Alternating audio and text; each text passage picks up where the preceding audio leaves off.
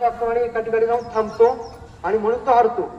परंतु तुमच्यासारखे चांगले ससे हुशार होतात आणि ते म्हणतात की जोपर्यंत रेस मी जिंकत नाहीये तोपर्यंत मी थांबणार नाहीये. त्यामुळे माझ्या कॅपॅसिटीवर तो स्वतःवर विश्वास ठेवतो आणि एकदा रेस चालू झाली की शेवटपर्यंत जाऊन तो रेस जिंकतो, वाटेत थांबत नाही.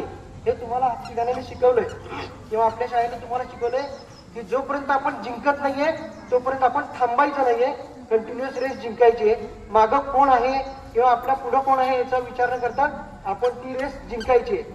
त्याच्यानंतर कासव काय म्हणतात की बाबा माझा पॉईंट चांगला कुठला आहे, स्ट्रॉंग पॉईंट कुठला आहे.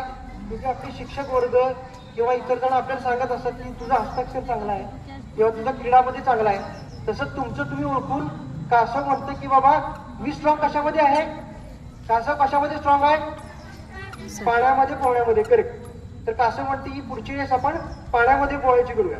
सशाला पाण्यामध्ये पोहता येतं का, सशाला पाण्यामध्ये पोहता येत नाही, साहजिकच कासव जिंकणार आहे.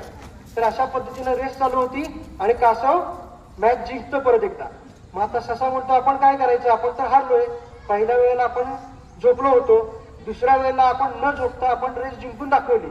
दुसऱ्या वेळेला ससा जिंकला, परत तिसऱ्या वेळेला कासव जिंकलं. परत एकदा त्यांच्यामध्ये मॅच ठरते. मॅचमध्ये ठरते की पाण्यामध्येच जायचं कारण कासव स्ट्रॉंग असतं पाण्यामध्ये पोहायला. आणि ससा म्हणतो ठीक आहे माझा तो निगेटिव्ह पॉईंट आहे तरी पण मी तुझ्याबरोबर रेस लावणार आणि त्याच्यामध्ये एक जिद्द असते की मी रेस जिंकून दाखवणार. मग तो काय करतो, दोघांची रेस चालू होती. कासव पटकीन पाण्यामध्ये उडी मारतं आणि पुढे जायला लागतं. जेव्हा ससा साईडला उभा असतो तो पटकीन कासवाच्या अंगावर काय करतो, उडी मारतो, पाठीवर उडी मारतो आणि त्याच्या बरोबर पुढे जातो. आणि जेव्हा रेसचा एंडिंग पॉईंट होतो त्या एंडिंग पॉईंटला ससा एकदम मोठी उडी मारून रेस जिंकतो.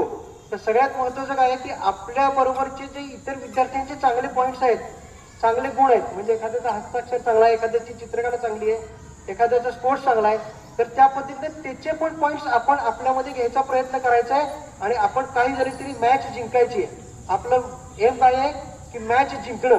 अशा पद्धतीने आपण मॅच जिंकायची ही गोष्ट झाली.